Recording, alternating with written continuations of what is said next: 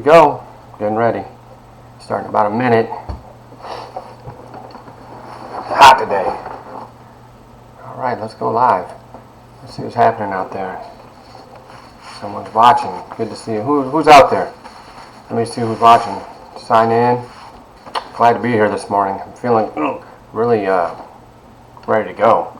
Ready to make some things happen. A lot on my mind. A lot of good things on my mind. A lot of good stuff happening. Oh my God, you guys. Are you all in social environment? I started looking at the letters that you wrote to yourself, to your future self. Let me tell you what, I've only read like 3 or 4 of them, and I know that you're asking me and texting me if I've received them. Most likely I have. So if I haven't, I'll let you know in about a week or so, and then you can submit it. Don't worry about those kind of details.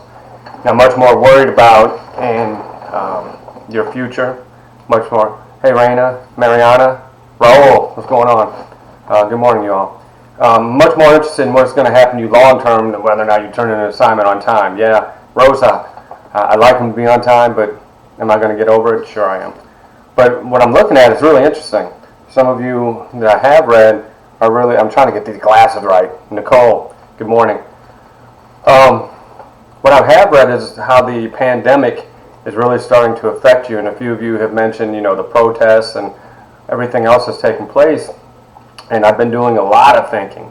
I'm a lot older than you are, probably. I'm, 54 years old. I'm sitting back here chilling, just looking at the world.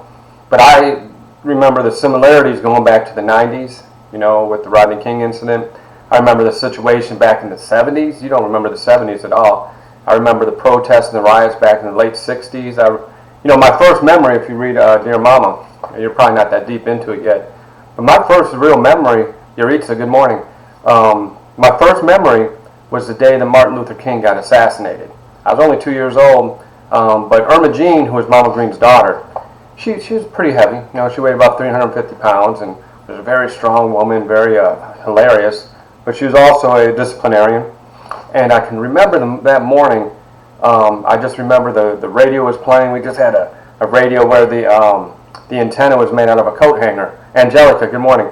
And we heard on the radio that Martin Luther King had been assassinated, and Irma Jean fell to the floor in the kitchen. Ironically, it's the exact same spot in the kitchen where my mother tried to murder me some 13 years later. It's also the exact same spot where 13 and a half years after that, Irma Jean tried to murder my mother right in front of me. Good morning, Emily. Right in front of my eyes. And it was all in that same spot in the kitchen. But I remember when she fell to her knees, I was confused because I was a little kid. She's crying, and here's Irma Jean crying. I'm all frazzled. And I said, what's wrong? I couldn't even speak really, but I'm crying myself. I'm like, why is Irma Jean crying? And Mama Green explained to me she had a calendar of Martin Luther King in her bedroom, just a little calendar. Andrea, good morning. Just a little calendar on the wall of Martin Luther King. And my mom took me over to her house, and she took me in the back bedroom, and she said, that's the man who died today. And, my little Laura, good morning. Ashley, hello. I'm glad to see you all here. She said, that's the man who died. And as I learned later, I have a dream speech. Isabella, Alejandro, Kevin, gosh, man, we have a full house. I am so excited. I'm so excited. And I have a lot of interesting things to talk about. Sarah, hey Sarah, what's happening? And when all that was going on back in the late 60s and through the 70s, it was really a time of both turmoil. There's also a time of uplift. People who were similarly situated in terms of social class, race, what have you. We congregated together, we mobilized together, and even though the social environment was going through tremendous change, tremendous breakdown, Jessica, good morning, we banded together, and I remember it being a time of uplift, even though it was one of the most dangerous times in American history. The homicide rate was moving upward towards 10.2 per 100,000. Right now it's sitting at 5.2 per 100,000, and it's just coming off if it's an nadir, which means it's low, which was 4.4 per 100,000 about 3 years ago. And we're going to talk a little bit about murder today. We're going to talk about social environment. We're going to talk about protests. We're going to talk about social mobility, the American dream, and Isabel. I want to say it right. I'm so sorry if I don't. But we're going to talk about these things. And what I'm going to weave together today is taking a look at the anatomy of a protest.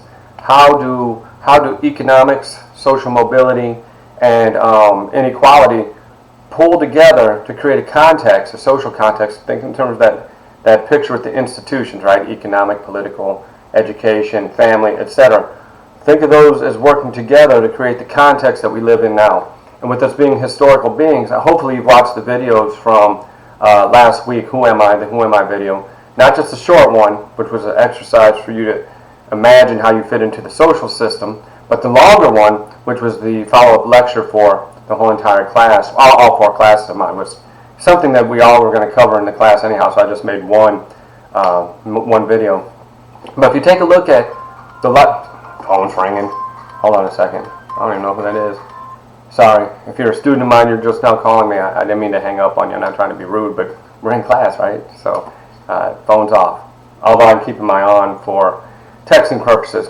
In any case, we're going to take a look at these issues today. One of the changes I want to make in class for this Sunday, because it looks like everyone got their paper in. If you didn't, we'll deal with that later. But what I want to do this weekend for Sunday, all right, is I forget that we're only 5 full weeks, and in the 6th week I'm grading everything so I can submit your grades in week 6. So in 5 weeks things are going to move really quickly. So what I want to do is I want you to view a movie. It's called The Two Escobars, and I'm going to actually write it down here real quick. I have notes in front of me. I never use notes, but today I'm going to, which is a rare event, so I don't know if it's a treat or not, but it is what it is. The movie I want you to watch is called The Two Escobars. And if any of you, and you can find it on YouTube, I think it's like to rent is like $3.99 or something like that. It used to be free on YouTube, but then they got smart and said, well, we can rent it out and stuff like that. But what you're going to find is that the movie is absolutely fascinating. And those of you who are from Colombia, are any of you have family roots back in Colombia? Because this movie really is about the rise of the national soccer team. All right, Laura. The movie is about the rise of the national soccer team in parallel with the rise of Pablo Escobar. And the reason I'm bringing that up, and I showed it in my social environment class, so it's timely. But the reason I bring that up is, if you recall, at the period after which Pablo Escobar had been assassinated. Hey, Mariana. Muñeca. Gosh, I'm sorry if I didn't say that correct, but good morning. If you recall, when he got assassinated, there were protests all over the country, especially in Medellin. And so when I look at that movie, and you're going to see the parallels, you're going to see parallels between what took... All right, okay, Isabella, Albany, all right. Nice seeing you all this morning. By the way, just a side note, if you all would like to, I accept friend requests on Facebook, because I've had 20,000 students, and I've lost touch with so many of them, and 2-3 years down the road, I like to hear what's going on in your life. The reason I teach isn't for me. I mean, I get paid and everything, but the reason I teach is really for you. And every once in a while, like for example, yesterday I got a text message from a guy named Vladimir, which is the coolest name ever. Okay, Nicole, thank you. Vladimir Charlemagne. And I had him in class 5 or 6 years ago on North Campus, and he calls and he writes, "Good morning, Rhodes." He calls and writes and he says, "Thanks for changing my life." And I got an email probably about a year ago. A guy from 1989 wrote to me and said, "You changed my life." I don't remember who he is, but it was nice to hear. So what I've been doing lately is I realized, I'm getting older. What are you going to do? Fire me? ISA. So I'd like to have, if you want to, you can friend request me on, Facebook, or I'm called the Hope Warrior 1 on Instagram. So feel free, because I'd like to see what happens to you. We spend all this time together, and I want to see your greatness. As I get older, really what really keeps me driving forward are my 2 daughters and what happens to my students. And I always wish greatness for all of you. Like I said, when you list those 25 items of who you are, if you're not putting down great first, then you're not looking at yourself for who you are. So let's go ahead and take a look at that. But you're going to love, oh my God, this movie is fantastic. It's absolutely fantastic. But it's very parallel with what we see happening today. I have a former student of mine from 2009. Here, you want me to write it again? I'll write it again, Laura. I have a student of mine who I actually consider a friend. He had 3 of his cousins in protests in Louisville, Kentucky, that got murdered last week. And he's trying to deal with that, and I'm trying to help him out. And based upon that, I see this stuff, it's very real. But it's very parallel with what happened in the 1960s and what happened in Colombia after the assassination of Pablo Escobar. And the reason I keep bringing up this idea that there are parallels, look, when we talk about who am I in that video, and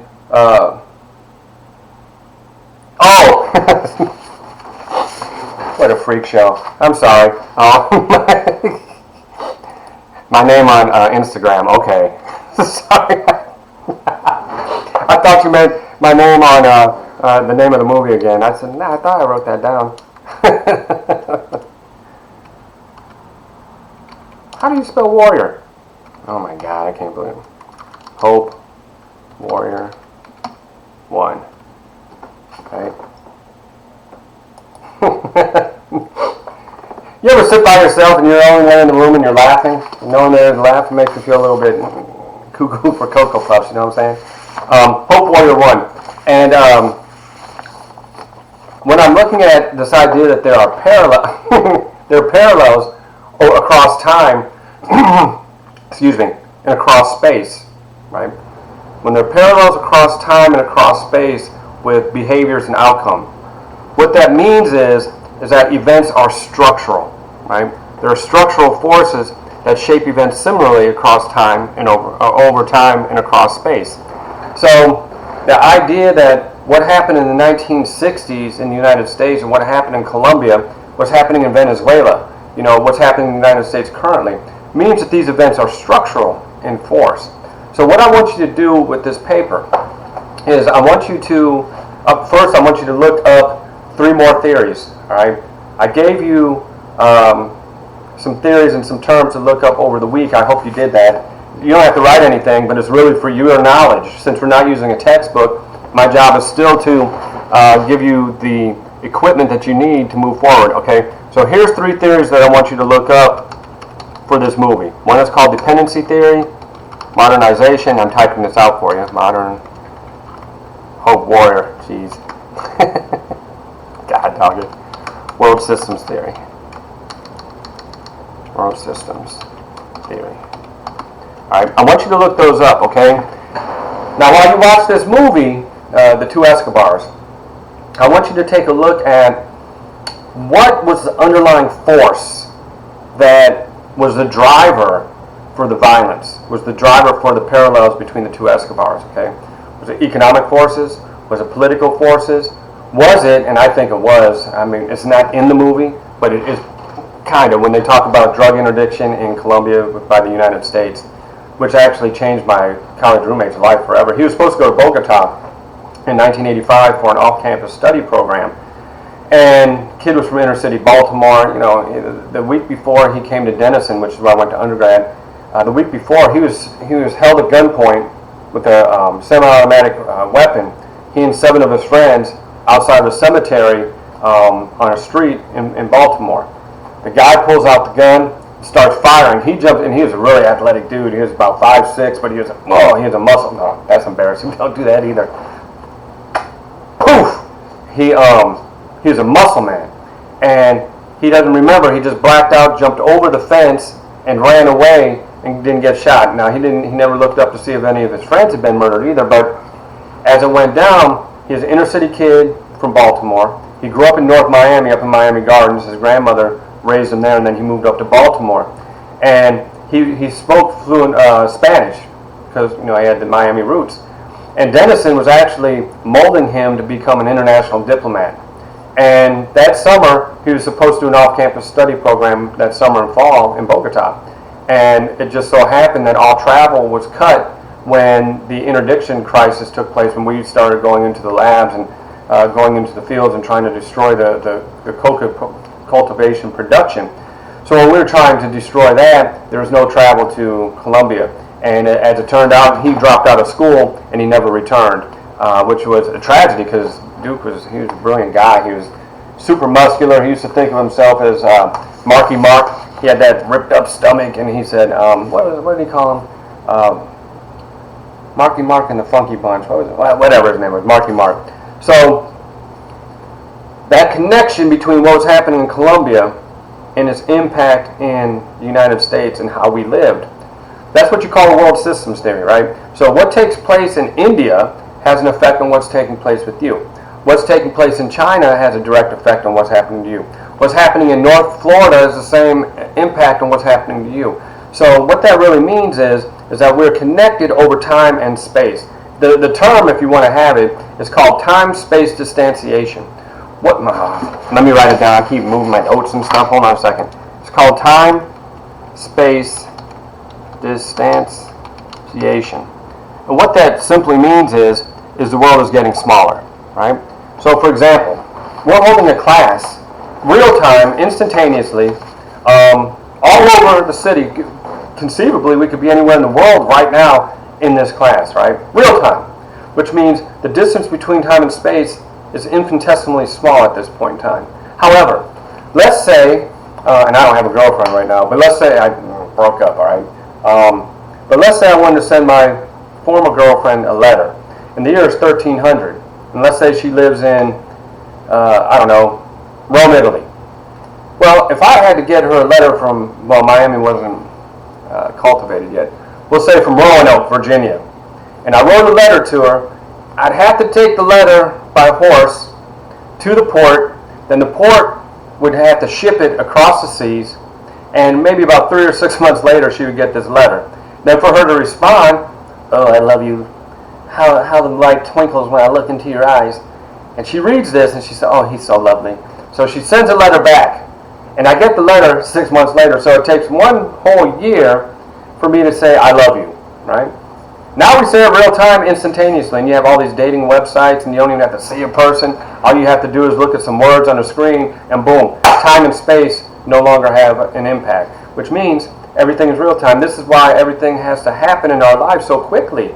It's because our expectations of success, our expectations of having stuff is instantaneous, right? And there's some problems with that. So anyhow, getting back to it. Dang, we're almost 20 minutes in. I haven't even started class yet. Well, it's typical. You'll get used to it. I hope to have some of you, by the way, in my live classes in the fall, because that's where I really excel. But in any case, when we take a look at Colombia, the United States, time and space, what we find is there are underlying structural forces that create the conditions that we see similar behavior no matter what or who is sitting into the context, right? That's how we know things are structural. That's how we know things are patterned. It's also how we know that social institutions shape the life that we live. When we understand that social institutions shape, hey Emily, when we understand that social institutions shape our lives, when we later try to solve social issues and social problems. Hey Samuel, oh, you're back for another class. Samuel came into my class last night and now he's back again, what is this morning. Good seeing you, Samuel. When you understand that institutions shape the way in which we live, then you can target your policies and your solutions to issues at the institutional level, right? Good morning. Otherwise, here's what we do. We come up with solutions based upon our common sense, and our common sense typically is wrong. And why is common sense typically wrong? Well, if you take a look at where the roots of common sense are derived from, right? Oh, you gotta be kidding me. Well, I'm just gonna keep going on. If we get cut off, just view the recording in YouTube, and I'll go, or in Blackboard. Now I'll put the link in there. I'm getting some kind of error message.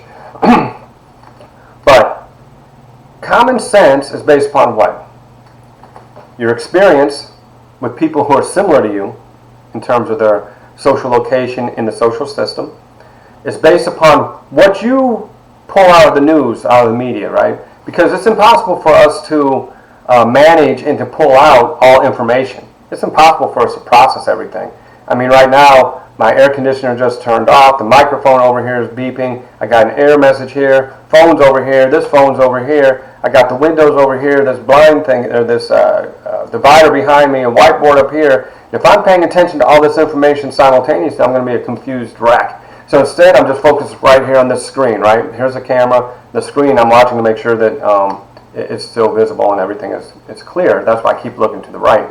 So what we do is, instead of trying to digest all information, we select the piece of information that reinforces what we already believe, right? So it becomes a self-fulfilling prophecy. If we look for things that supports what we believe, and then it confirms that our belief is correct, then what happens? It fulfills our prophecy. So when we have word-of-mouth experience, plus the use of media and politics, when those three things combine, it creates a common sense. And it just so happens, when you have enough people who share a similar social construction, which means we negotiate meaning with one another. We're in a constant negotiation of meaning, right? We use words to describe how we feel, the connections that we have with one another. We use language to both external talk and self-talk, right? So the language we use with one another constructs for us the nature of our relationship. But also, we don't often talk about it. The way we talk to ourselves, our self-talk, also constructs our identity. So when we talk to each other, that constructs for us our sense of self. When we talk internally, that constructs our identity. So our life, we spend the whole entire life trying to unify ourself with our identity. And the more able we are to do that, the smoother life becomes, right? So, our common sense, which is derived from institutional forces, but it is learned through socialization and through interaction. What that does is it places us into the social institutions in which we live, or it places us in our small group relationships. Why is that important? What that means is that we're constantly in process of becoming who we are. We're never completely a self. Our identity is constantly emerging because the nature of our relationships always change. And as long as society continues to change, then what's going to happen is you have to adapt to societal change. And since society is going through the most massive shift in human history, right, you are also shifting, and some of us are getting lost, some of us are getting confused. When there's a breakdown in those institutions, right, and there's a feeling of normlessness, we don't know exactly what to do. What that is called anomie. I'll write it down. Hold on a second. It's called anomie, which is, it didn't write down, which is a functionalist term derived from Emile Durkheim, which you should have looked up. But in any case, that's a term. That's where there's breakdown.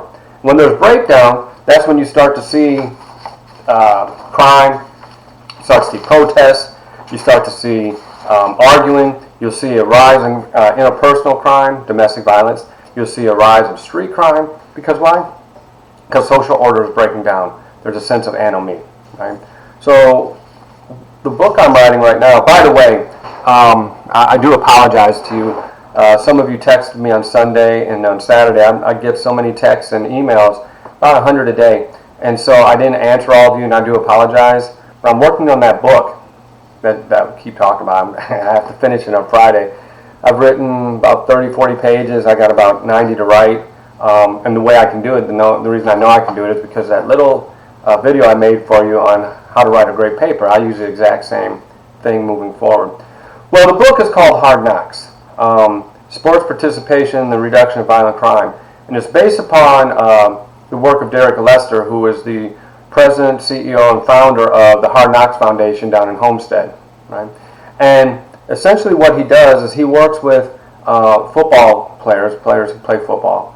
And he brings them into training, he gives them mentoring, he takes them to colleges so that they can visit these universities, because you know Miami is a hotbed for recruiting. So all these scouts and agents, or not agents, that's illegal, but recruiters are coming down to Miami, Homestead, etc., to recruit these players up to Alabama, up to Georgia, up to Ohio State, Muck Michigan. I hope they don't get anyone from Miami, because I do not like Michigan. I'm an Ohio State guy, Buckeye born, Buckeye bred, baby. When I die, Buckeye dead. And don't even throw the Wolverines at me. We'll have to scrap. We'll have to scrap. I can't. Oh God, I'm getting a little bit tense right now just thinking about it. But in any case, what he does is he pulls these kids off the streets, because back when he opened in 2007, 2008. He had called these two young men to come in and say, hey, why don't you come get some training? They said, no, we're good. and about 5 minutes later, both had been gunned down on a street corner down in Homestead. And so what I started doing is I'm taking a look at what's going on in terms of violent crime in Homestead and Florida City. And, well, on the one hand, it's really complicated, because I only look at homicide. I don't look at robbery when I'm analyzing crime.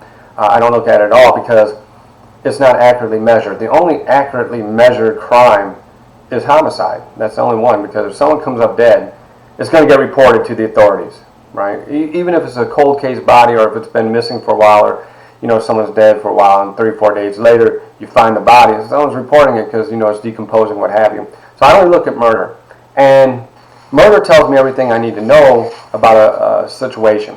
Like, for example, many of you don't know this, but the rate of homicide in the United States has been coming down for since 92, since 1991, 1992. Just started going up a little bit in 2016, about 2016, but it didn't go up high. It reached a low of 4.4 per 100,000, now sitting around 5.2. But what I did was I took a look at Miami, and Miami peaked in 2014, and now, for those of you who don't know this, Miami is sitting at 9.7 per 100,000, which is the lowest it's been since the 1960s, right? So actually it's safer in Miami than it has been in a long, long time. But a lot of people who think Homestead is super dangerous, well, it is and it isn't, because the homicide rate in Homestead basically is just a little bit higher than it is nationally. It's lower than it is in Miami-Dade. It's much lower than it is in Miami. So those who are thinking Homestead is violent is not violent statistically. However, when we take a look at Florida City, you have a different scenario. Florida City in 2010 had 0 homicides, right? So the rate was 0. Last year, there were 10 homicides 2018. There were 10 homicides in Florida City, which made it a rate of 81 per 100,000. The national average is 5, but in 2018, the rate in Florida City was 81, which makes it more dangerous in St. Louis, makes it more dangerous in Detroit, makes it more dangerous than Opelika, makes it more dangerous in Liberty City, makes it a lot more dangerous in New York City, which is sitting at around 4.9 per 100,000, makes it more dangerous in New Orleans. As a matter of fact, that 81 per 100,000, which is a huge skyrocket, because prior to that it was only 16, and the year before that it was 8. So I take a look at how does it double in 2 years, or not double, it doubled from 2016 to 17, but then it went up, right, 500% in 1 year. So I take a look at, well, why is that, right? And then I take a look at all the unrest today, and I'm saying, what are the parallels? What are the parallels with that, and what are the parallels with what took place in Colombia back in the 80s and the 90s, or even what's taking place in Venezuela at this time, right? And what is it? What is it?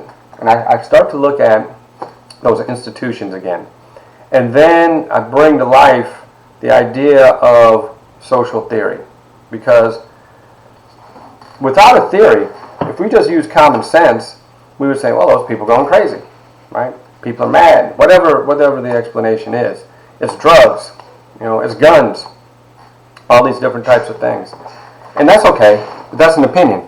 Because without any kind of empirical evidence, we have nothing, right? We just have a guess. And so I've been working on these numbers, and I've been trying to figure out, how do I explain homicide and violence in Homestead and especially right now, in Florida City. And so there are 3 theories that are core theories. I'm burning up hot, right? I'm sorry, that's why I keep sweating and stuff. In Florida City, my air doesn't work properly. My landlord has to get it fixed and stuff. But in any case, Ashley, it's okay. Look, here, Ashley, let me go back to it, all right? Here, the homicide rate in Homestead it peaked in 2006. It was 12 per 100,000, right? It was at a low in 2013 at 4.6 per 100,000, which made it equally as safe as any place in the nation. Then when I come down to, then it went up again in 2015 to 9.5 per 100,000, 8.4. But all of this is lower than Miami, much lower than Miami. And it is lower on average than Miami-Dade County. So as it turns out, statistically, and now it's 5.6 per 100,000, which is basically the equivalent of what it is on average in the United States. So when we take a look at homestead, statistically, it's not nearly as dangerous as what people say it is.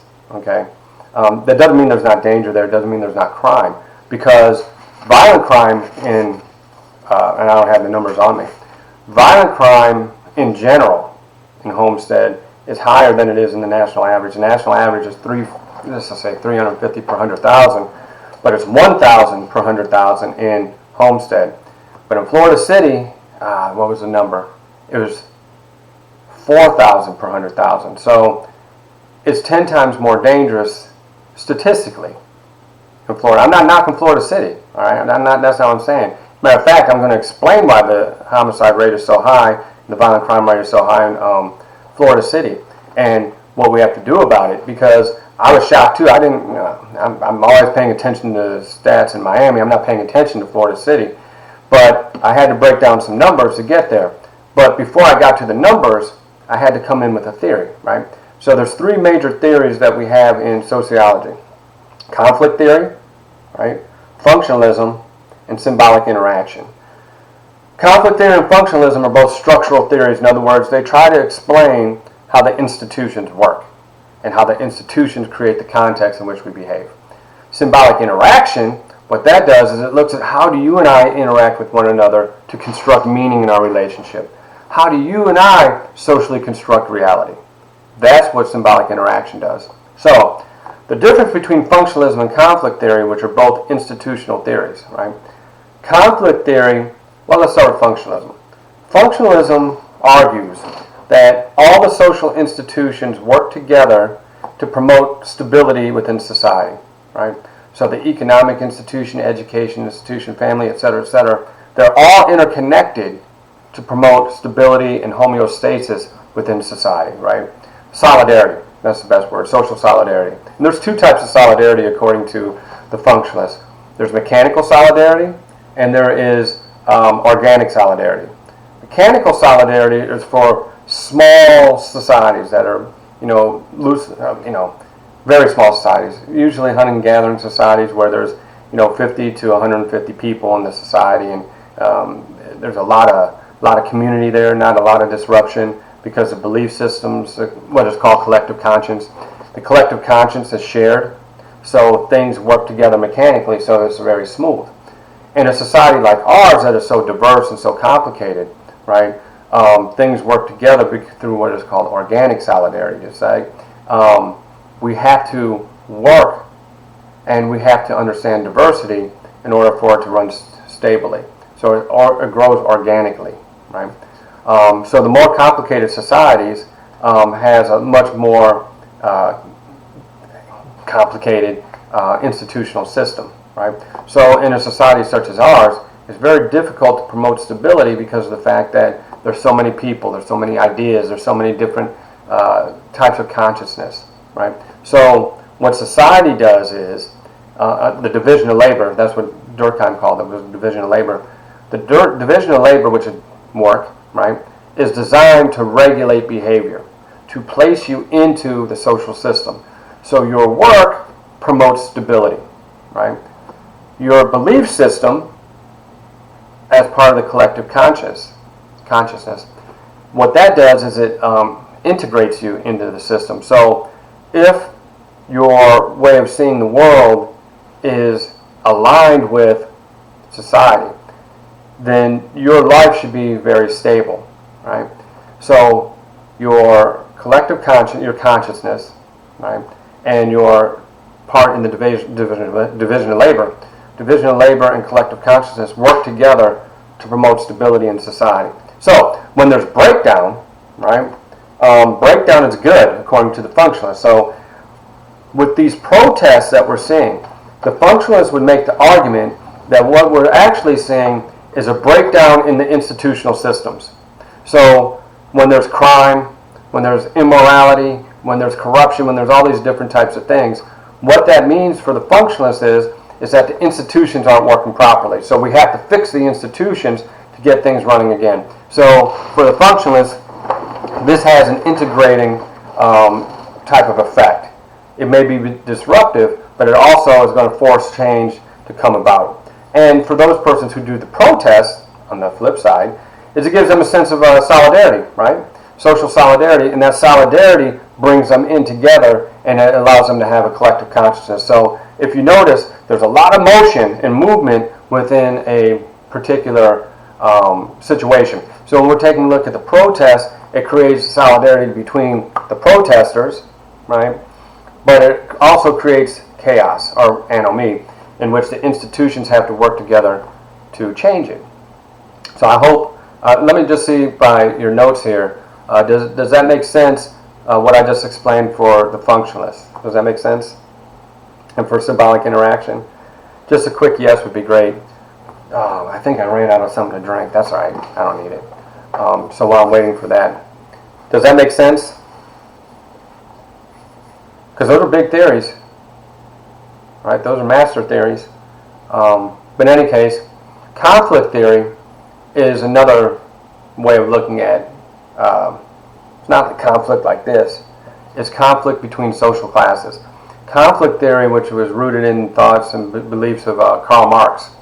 Karl Marx basically wrote that all things, all outcomes in society are based upon social class inequality.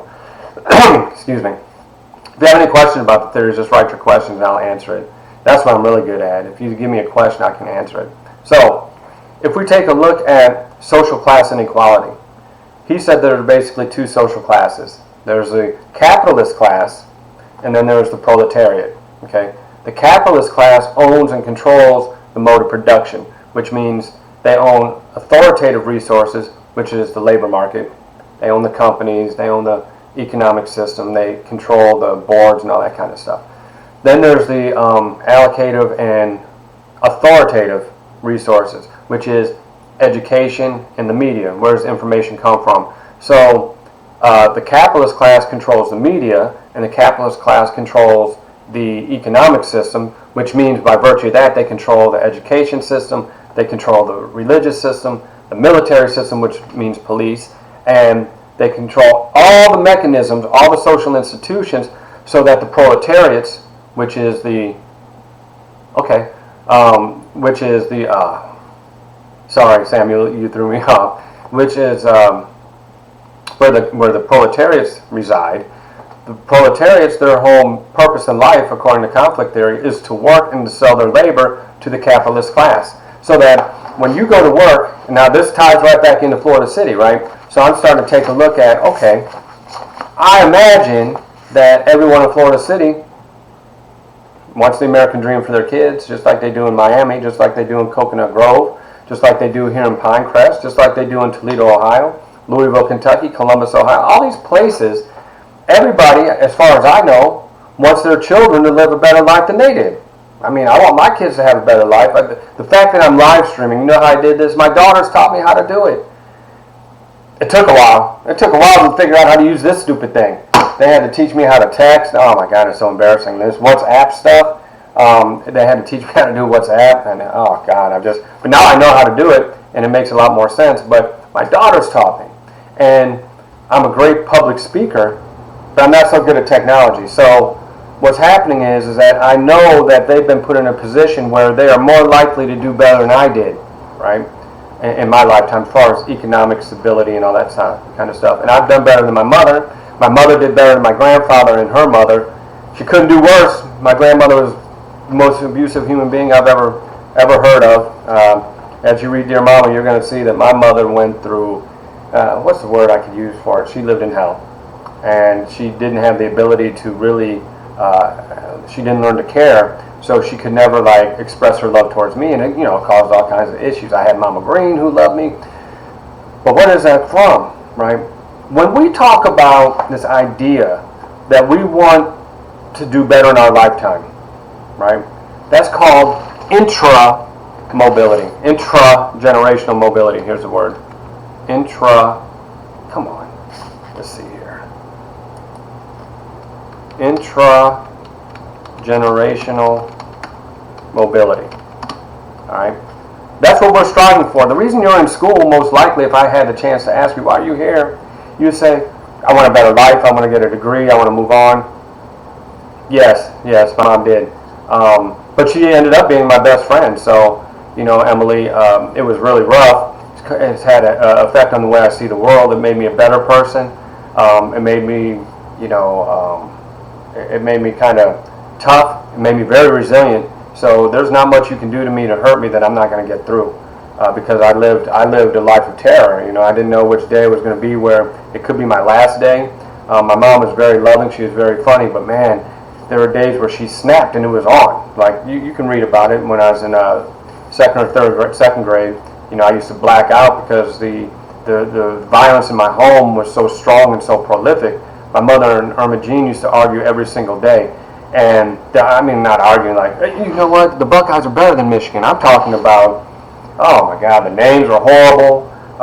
The threat of physical violence was always there, and it was always over me. And then I'd get threatened, and oh, geez, I'll tell you what, it was crazy. And then the sexual abuse was all through the neighborhood. Everyone was getting molested or raped or something like that. And it was so prolific in our neighborhood that us kids just thought it was normal. We said, oh, well, that's what's going on. And as I grew older, I realized that a lot of the things that we saw were not normal at all. As a matter of fact, they were so profuse that it changed the direction, the way I see the world and stuff like that. But it made me a sociologist, which is why I'm a sociologist, which is also the reason why I can understand such a broad array of how people behave. But back to it. So in my lifetime, we were poor. I mean, we weren't like in poverty, but we lived in relative poverty, not absolute poverty. Absolute poverty is where you can't meet your basic human needs because you just don't have the resources, right? And it's intergenerational. So this generation's in poverty, the next one, the next one, the next one. That is, what's that called? Oh, jeez, I forgot what I was saying. That was absolute poverty. Relative poverty is where it is temporary.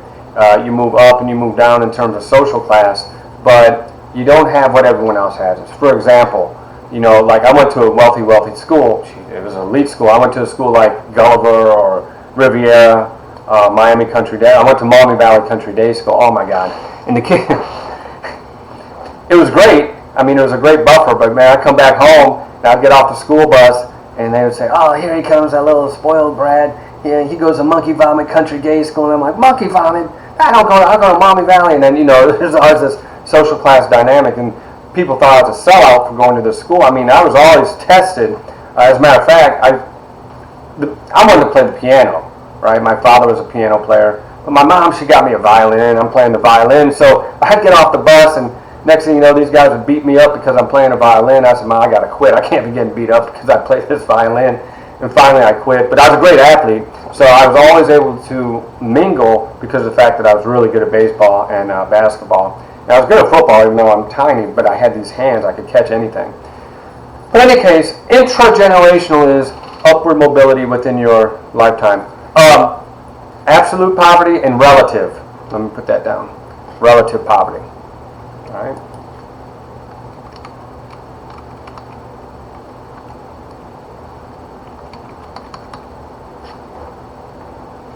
All right.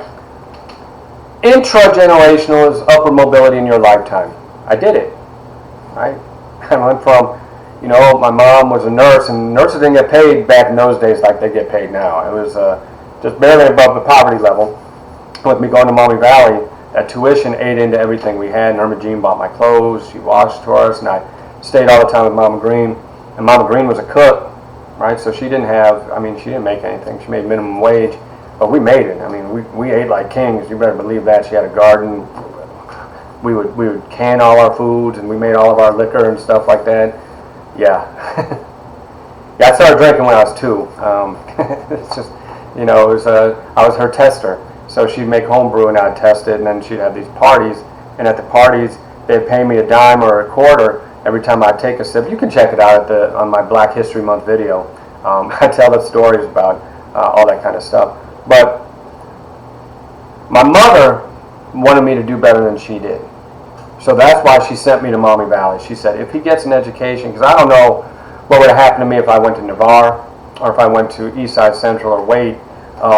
It's probably a lot of my friends who went there, who are still dear friends to me, still live in Toledo. Now, my friends that went to Maumee Valley, None of my friends, well, that's not true. Devin Darbates live in Toledo still. Leslie Van He lives in Toledo. But most everybody else from Maumee Valley moved out of the state, right? Sexum Siriappa was recently the vice president of Twitter. He's not any longer. Pratik Multani, he's a cancer researcher out in San Diego, one of the top in the world. Eric lives in Colorado. Bill lives up in Connecticut. I live down here in Miami. Tracy lives up in Montana. I mean, we're all over the place and have done really well. But the people who went to Wait are still in the neighborhood. And I know this for a fact, if I had gone there, because I was very social and I knew a lot of people. For a little kid, it was amazing how many people I knew. I just knew people everywhere. My first job offer when I was 15 was to deal drugs and marijuana. And so I thought about it, and the dude gave me a $50 bill and said, hey, if you sell this bag for me, I got more money for you. I'm like, what? Are you serious? And we're sitting here, I'm getting dimes and quarters from drinking, and I got a $50 bill in my hand. I'm like, oh man, I'm going to pull my hat off, but I got my bandana on today. So, see, got my bandana. So what because my hair's whacked out. I haven't had a chance to get it cut because I'm writing this book all the time. So anyhow, I'm sitting here thinking, oh my God, $50. I know I can sell this in about 10 minutes. But then I thought to myself, first my mother would kill me. And then when I'm laying dead, Irma Jean would kill me. Mama Green would have been disappointed, and my school would have been in disbelief. So I said, I'm not going to let all these people down. I'm not going to do it. I said, no, I'm not going to do it, bro. I'm going to just keep going to school. I don't mind being broke. I'd rather do that. And we maintained a friendship, right? But that $50 bill was going to give me access to the American dream, right? Had I not gone to that school, I'd have been still in Toledo, probably in prison. A lot of my friends went to prison. Half my neighborhood friends, not half, about a third, my neighborhood friends went to prison. None of my friends at school went to prison, even though we all engaged in similar type of behavior when we got engaged in deviant stuff. So it wasn't me, because I couldn't afford it, because if I got in trouble for deviant behavior, I'm gone. So I just said, not me, not me. So I didn't do the illegal stuff. I just played sports and went to school, but then I didn't study and all that kind of stuff. Now, I had a role with the street gang, but I won't discuss that, not here today. But for me to go from there, my mother wanted me to go from that neighborhood in Toledo to a better life. That is what you call intergenerational. Intergenerational mobility. However you spell it. That is where you do better than your family did before you, right? That's the American dream. The American dream is based upon the premise that you will do better than your parents. You will move up in terms of the social class ladder, all right? There's geographical mobility, social mobility, where you change into a different social class. There's a thing called hidden injuries of class. And what's amazing, and this happened to me, as I moved up in terms of like income level and wealth level and stuff like that to a higher quote-unquote social class, I still had the mentality from my East Toledo upbringing. I still had an inner city mindset, but I had a private school mindset, and there's this thing called status incongruity. Oh God, I better write this down. Hold on a second. It's called status incongruity. Congruity, which is where you experience moving up, but you still hold on to your roots and your belief systems from the past. So a lot of these professional athletes that you see that become super wealthy, but they lose everything, the status incongruity. They weren't mentally prepared to get into that big money, so when they got the big money, they fell back into their old habits, took care of their boys, took care of their friends, their posse, and everything else, and in doing so, they spent everything that they had. That status incongruity. And I experienced it. It's really tough, because I will never turn my back on someone from the social class from which I came, right? I will never do it. I have as many street gang friends now as I do CEOs of companies. I'm not judgmental. I never judge. I never hate. So in this sense, I've never quite moved up in terms of social class, in terms of this. I'm capable because I have the language system to, converse across class lines. But at the same time, I still hold on to that East Toledo mentality, which I've tried to shake it. I just can't. And that's that incongruity. However, I have done better economically than my mother, so I live the American dream. All right? But there's a form of mobility that nobody looks at, right? And it's called structural mobility. Structural mobility is where people move up and down the social class ladder because the institutions in society changed. When coronavirus hit, right, and all these businesses closed down, then all of a sudden, within a month, 32 million people lost their job. They didn't control it. Now, one of those individuals made the decision, you know what, I'm going to destroy the economic institution so that I can get displaced. Doesn't work that way.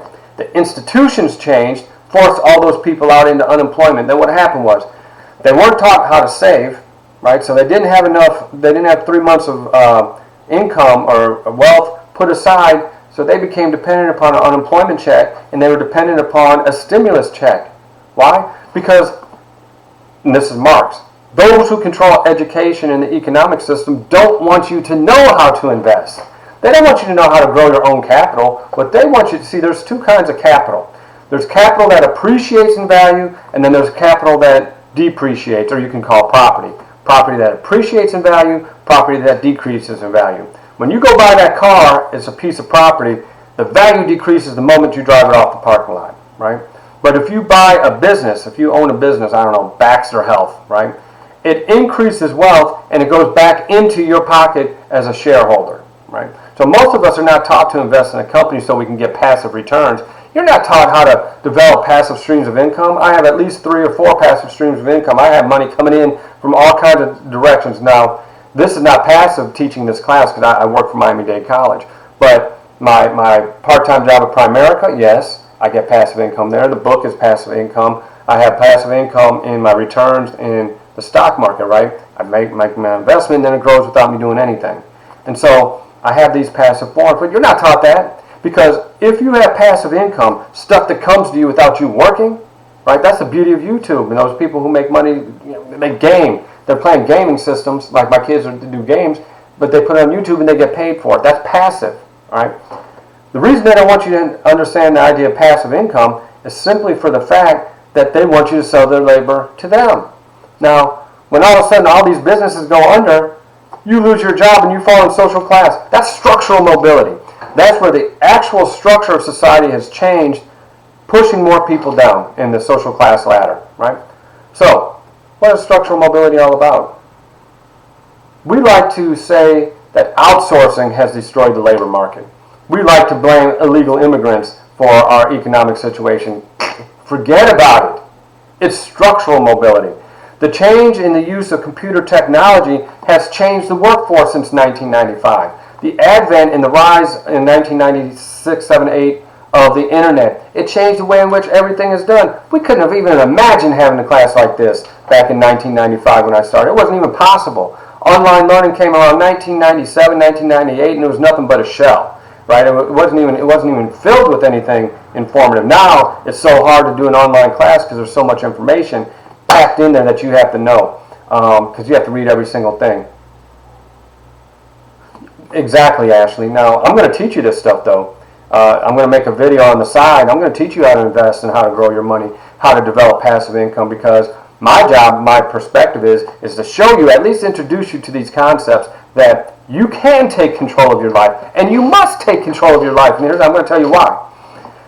Do you realize that in terms of social class, your generation and my generation, on average, has done worse than the generation before? We're the only generation, going back to 1776, where this current generation did worse in terms of median income than the generation before. As a matter of fact, our income, our spending power, is 30% less than it was in 1984, 1985.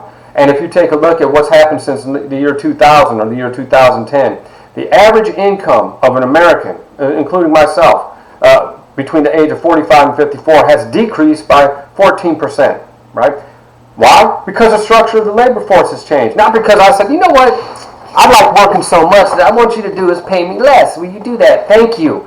Thank you for decreasing my income by 10 or 14%. So what do we see? We see people struggling more day by day.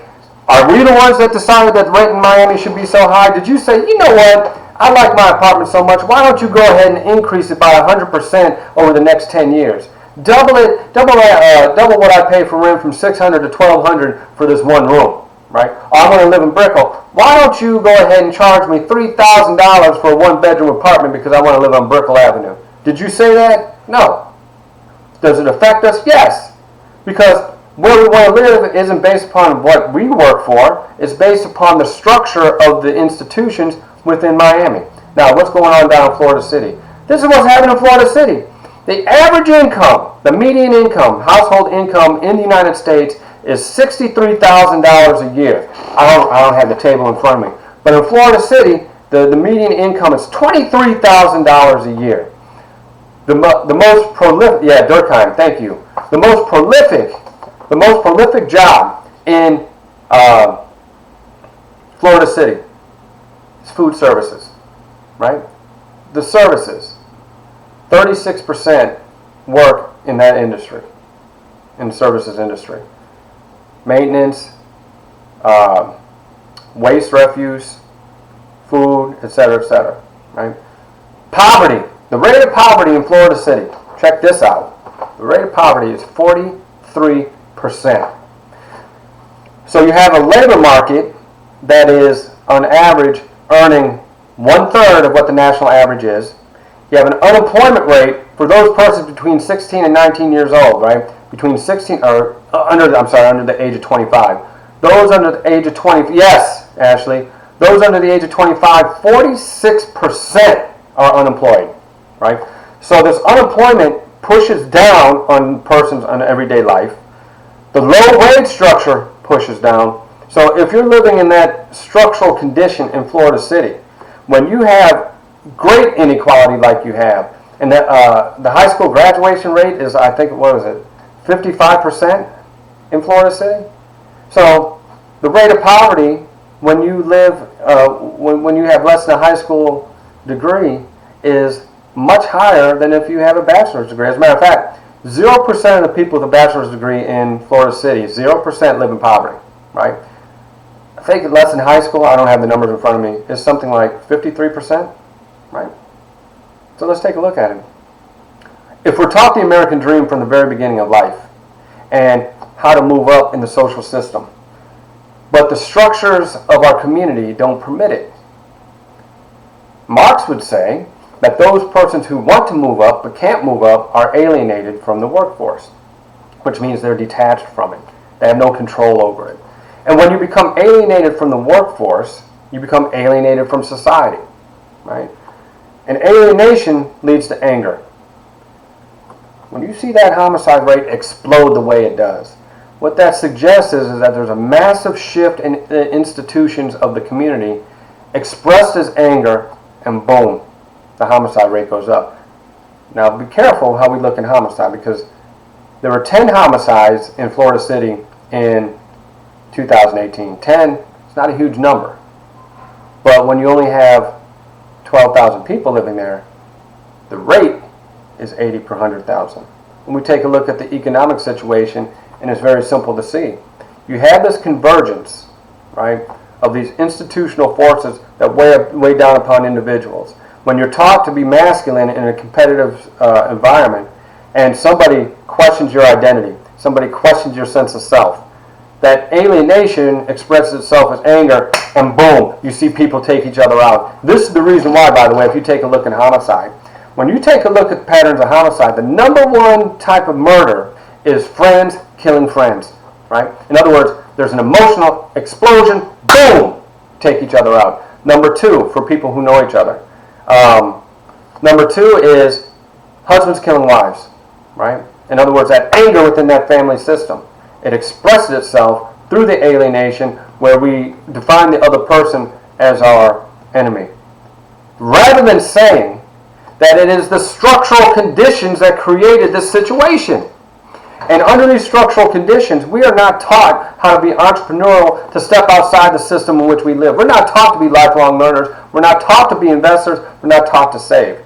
And the reason is we're not taught those things because of the fact that we have to sell our labor to somebody else. Now we take a look at this political unrest. You want to understand why people are protesting. The reason they're protesting is because the institutional system is weighing down upon people. So when when Floyd gets murdered by the police, it symbolizes the alienation that has been experienced over time. And the police, from a conflict perspective, represent that social institution that is there to protect the economic institution, the educational institution, etc., etc. So they become the icon of the institutions to maintain the status quo for the wealthy, while at the same time, the persons who are getting weighed down upon by those institutions, particularly when you add in the issue of race, is historically based. So what you're really looking at is this downward structural mobility where the institutions are weighing down upon individuals. Those individuals experience the alienation from the weight, but they can't explain it as the weight weighing down from societal forces. So what they do, and this is all social environment, right? So what they do is they express their anger outwardly at the icon of the controller. And that's what you have, right? That's what you have.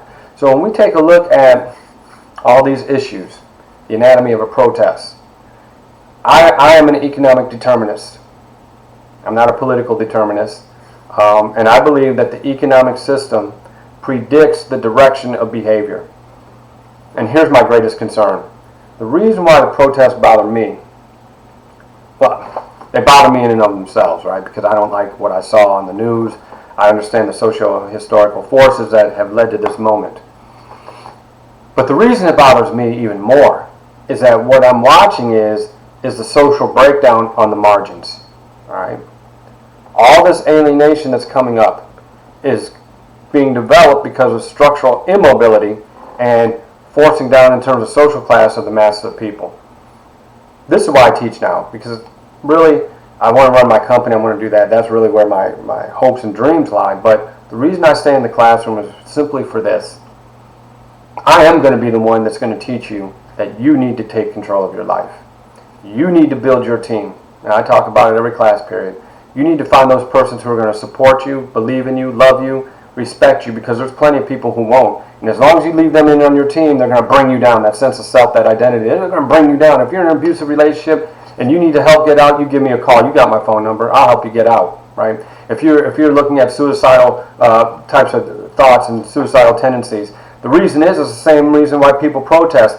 The protest is externalized towards the institutions, but suicidal is where the institutions weigh upon us and we blame ourselves and we point that anger back inside rather than outside. So protest is, stream analysis says that we're all in the same stream. These structural forces shape us all. It is whether or not we externalize it, where we express our anger outwardly, or if we internalize it, the locus of control is internal, and we direct it towards ourselves. Suicide and homicide are the expressions of the same exact forces, right? Those same structural forces. So if you're in that boat, man, you give me a call. You're not alone in this. My book's Semicolon. That's what it's about. Dear Mama is about the things that happened to me. Semicolon is about the stuff that happened within me. And then A Mother Cries is how I pulled together lethal violence, homicidal violence with suicidal violence, and called it, looked at lethal violence in A Mother Cries. A Mother Cries, Lethal Violence, and the Zombie Apocalypse is what that's called. Right? And I'm going to be actually talking about that tonight in my human behavior class, which, of course, at 6:40, you can tune in if you like to. A lot of the stuff is going to be similar. However, right, who out here is teaching you life? We're teaching you concepts. We're helping you take a test. But I really want you to take a look at you. That first assignment, who am I? The letter to yourself. The second assignment, to look at the two Escobars and use one of those theories to explain it. Or you can use conflict, functionalism, symbolic interactionism, dependency, modernization theory, or world systems theory. You use whatever is best for you and find the issue that you think is most interesting. All right. But the reason I'm having you do that is by using a theory to explain that movie. You're learning how to use theory to explain your own life. And when you understand how theory is tied to trends, then you're going to be able to put yourself in the trend so that you can adapt to the changes that are coming down the road. That's all I care about. The reason I teach these things is so you can make the adaptation. And ultimately, every one of you should have life insurance, especially at this age. Well, I'm not going to die. I'm young. It's not because you're going to die. It's because someday you're going to be in a relationship with somebody, or you might have a child, And right now is the least expensive time to get it. And if you don't get married or have a child, if some accident does happen, then they can give you respect as you depart, because there's accidents every day. You know, my bus stop, I went to get a Coke Zero over on 88th Street and 107th, 112th over by MDC on Kendall campus. I go in and get a Coke Zero. Lady does a U-turn. Guy going 65 down 88th Street doesn't see her in time. Hits that car, bounces off the light pole, takes out my bus stop, crashes into a tree. Gone. He didn't predict that day. And had I been sitting on that seat at that moment instead of getting a Coke Zero, I'd have been wiped out. I couldn't have got out of the way of a 60-mile-an-hour car coming. It'd have been the end. It's not that I predicted to go. No one predicts that it's their time, but we don't protect ourselves and those who are around us. So that's one thing I would do. Build your foundation using that. Then get your debts. Man, you shouldn't have any debts at your age. Get rid of the credit card. All right? Buy a cheaper card, one that you could pay in cash. And instead of paying credit debt, take the money that you spend on credit debt and invest it into the stock market. Have 3 months of savings set aside, so if something happens, you lose your job, what have you, you got 3 months you can take care of yourself, and then you start investing. And the reason you invest is not for now, it's for later. So that you can live, if it's time for you to invest in your own company, you got the money there. Right? When it comes time for you to retire, at your age, if you put away $250 a month and you get a 10% return until you're 65, you'll have roughly $1.8 million to retire on. $250 may sound like a lot, and it is, but as you get older, it's not a lot. So if you go from 20 to 40 years old and you put away $250 a month and never put anything in after 40, you're going to have $1.8 million. Why don't we want you to know that? Because we want you to work for the system. And when the system changes, you become dependent upon it. And the problem is that when it changes, we see one another as the enemy rather than one another as similarly situated. And what I believe, Mama Green taught me this, we are more similar than we are different. It is society that is common sense. Politics, word of mouth, and experience that teaches us that we are more different than we are the same. I have the exact opposite perspective. I have the sociological imagination, which means I can see myself from the perspective of other. And I can see you from the perspective of other. And if I can step outside of me and try to see the world from your lens, then I have much better understanding. It's called empathetic understanding. When you can see the world from the view of others, it's called empathetic understanding. And why is it important? I'll tell you why. Because when we come up with policies to deal with economic strain, when we come up with policies to deal with violence, when we come up with policies to do something about teenage pregnancy, we always take it from the perspective of the policymaker, not of the persons who are in the system, who are affected by that structure, right? Oh, does that all make sense? Right? So if we take a look at it, doesn't matter what it is, protests, economic dislocation, etc., then what we're really looking at are those structural forces that weigh in on people. And we either respond from anomie, or we respond because of alienation, right? So when we take a look at these things on the news, don't look at the news. Look at it from the view of other, and look at it as a structural situation. The more you learn how to do that, the more you're going to be able to get control of your life. And ultimately, that's my whole purpose for teaching, is so that you can have your life. And you can live independently and have a quality of life that's higher or better than your own parents, right? So that you can create a condition for your children. By the way, when you have a child, you put $5,000 in that baby's name in a mutual fund, a diversified mutual fund. And if it gets a 10% return, you'll never have to give that child money again, and that $5,000 by the time they're 65 will have grown to about $2.5 million, right? One investment, 10% return is called the time value of money. Money has value in the future if you allow it to grow, right? That's your passive income. You can change your child's life and your grandchildren's life with that one investment. It is my job to introduce you to ideas that you may or may not have had yet in your past or your recent past. Build your team, See yourself as great, and start to develop a strategy to build your financial house. You do those things, you're going to have a quality of life of the top 5%. You got to work for it, you got to be disciplined, and you got to be diligent, and you got to believe. Every day, if you take a step in that direction, it will happen. But if it seems too far away, and you put it aside, it won't happen. My advisor, Len Jordan, at Denison University, he used to say, Shawn, if you don't know where you're going, any road will take you there. But if you do know where you're going, only a few will. In other words, see where you're going, build a strategy, and execute. You do that, you're going to live a great life. If you don't, you're still going to live a good life, but you're going to get blown around.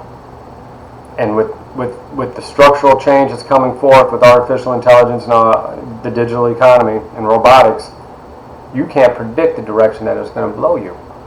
So you might as well go ahead and create your own situation, your own business. Start thinking about this by the year 2040 or is it 2030. 40% of the American population is going to be working for themselves. Our education system doesn't teach you how to work for yourself, does it? In 2040, you're most likely going to have to work for yourself. So you got to get ready. All right. Raina, I teach human behavior. This semester I'm also teaching multi-ethnicity. I'm teaching social problems. In the fall, I teach this social environment. I think criminology, human behavior on Kendall campus, and a few other ones. But I'd love to have, oh my gosh, I'd love to have you all in my real life class. Do you all have any questions that I can answer? Because I knew I was going off today, baby. I knew I was going. Because structure is really important, and that's what social environment is. There's those institutional forces that shape us, right? Do you all have any questions for me pertaining to, and I'm going to put into Blackboard the announcement of what your new assignment's going to be. I'll formalize it. I'll probably write it up tomorrow. What is today? Is today Tuesday? I'll write it up tomorrow so that you'll know what you're looking at, and there won't be any problems. All right. Anyone have any more questions? All right. Please feel free to subscribe to my YouTube channel so that after we move on from this semester, you can continue to learn, because I'm going to continue to do my thing. I'm getting more comfortable with how to manage, the production of it all. I'm going to start doing the 10-minute videos, everything else. So please. Oh, do you want me to explain it, Emily? It's real simple. You're going to pick an issue from the movie The Two Escobars, right? And say, like, political corruption, right? And so what you're going to take a look at is political corruption using a dependency perspective or a conflict perspective. That's all you're going to do. You might take a look at, sports and inequality. You might take a look at poverty. You might take a look at housing. You might take a look at the value of the underworld in maintaining stability in society, because Pablo Escobar had a huge impact on social class. So all you're going to do is take some kind of issue that arises in that movie, protest, whatever, and then you're going to use a theory to explain it. That's it. I only want a page, one to 2 pages at most. So if you go back and watch the video, what's it called? How to Write a Great Paper. I want you to have an introduction, a conceptual one. So I wrote a conceptual introduction in that paper.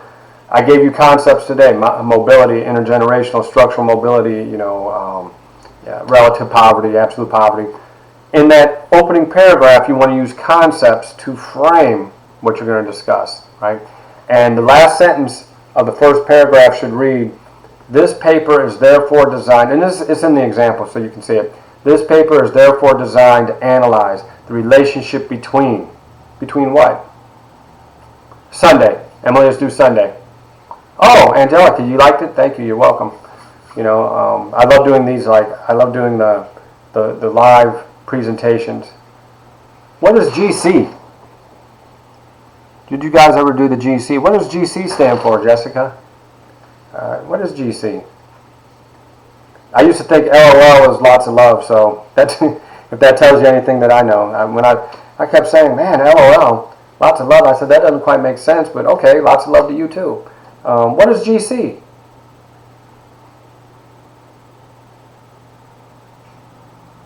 GC.